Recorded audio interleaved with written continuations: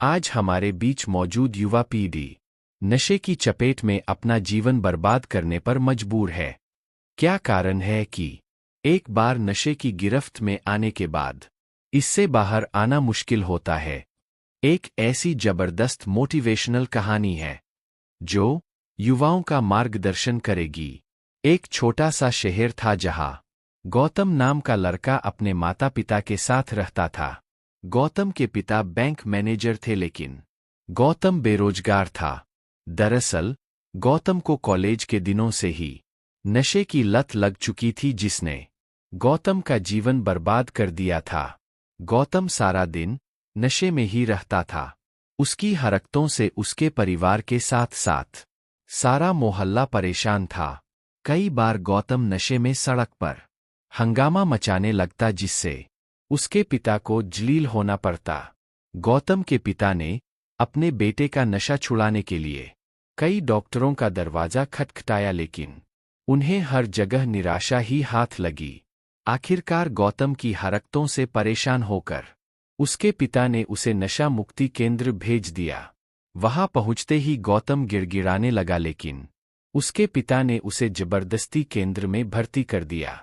परिणामस्वरूप कुछ ही महीनों में गौतम बिल्कुल बदल गया, और उसके बदले हुए रूप को देखकर गौतम के पिता को लगने लगा कि शायद उनका बेटा सुधर चुका है। इसलिए उन्होंने गौतम को नशा मुक्ति केंद्र से वापस निकाल लिया, लेकिन बाहर आते ही गौतम फिर से अपने पुराने रवैये में वापस आ गया। और तो और, इस बार वह दुगुनी गति से नशा करने लगा। गौतम के पिता उसकी बिगड़ती हुई हालत देखकर घबरा गए।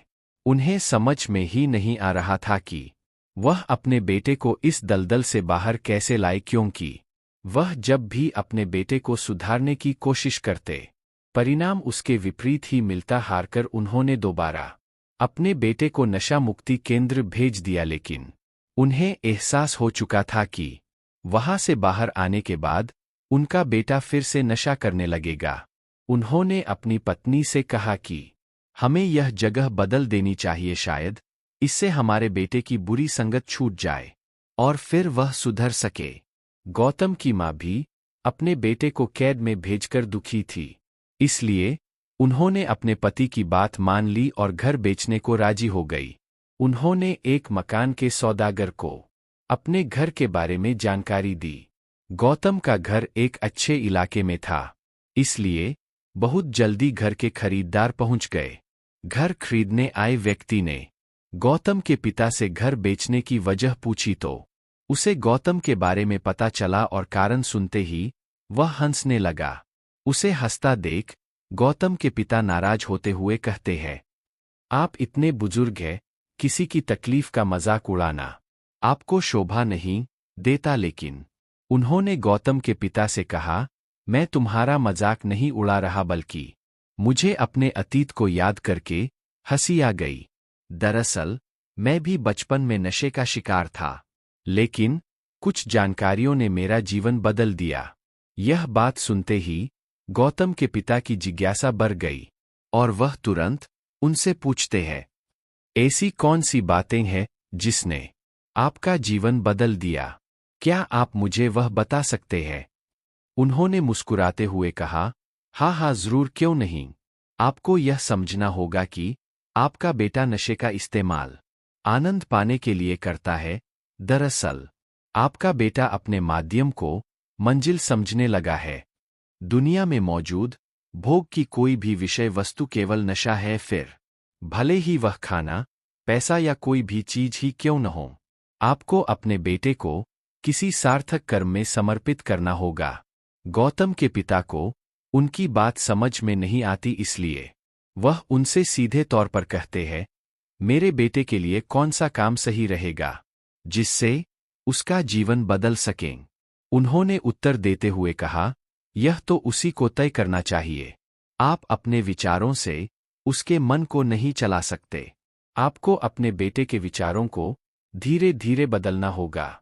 इसके लिए उसे ऐसे केंद्र में भर्ती करवाइए जहां उसे जीवन की अच्छी शिक्षा दी जा सके, क्योंकि किसी भी व्यक्ति का शरीर उसके विचारों से ही संचालित होता है, और अच्छे विचार प्राप्त करने के कई माध्यम हैं जिन्हें आपका बेटा चुन सकता है। तभी आप अपने बेटे को नशे से बाहर निकाल सकोगे। बस फिर क्या था? गौतम के पिता ने अपने बेटे के लिए एक आध्यात्मिक केंद्र चुना जहां गौतम को मनुष्य के जीवन का महत्व पता चला। अपेक्षा के अनुसार धीरे धीरे गौतम ठीक होने लगा। कुछ ही महीनों में गौतम इतना बदल गया कि उसे पहचान पाना मुश्किल था। गौतम के माता पिता अपने बेटे के नए रूप को देख दंग रह गए। गौतम के पिता ने मन ही मन उस व्यक्ति को धन्यवाद दिया जिसकी सलाह ने गौतम का जीवन बदल दिया था।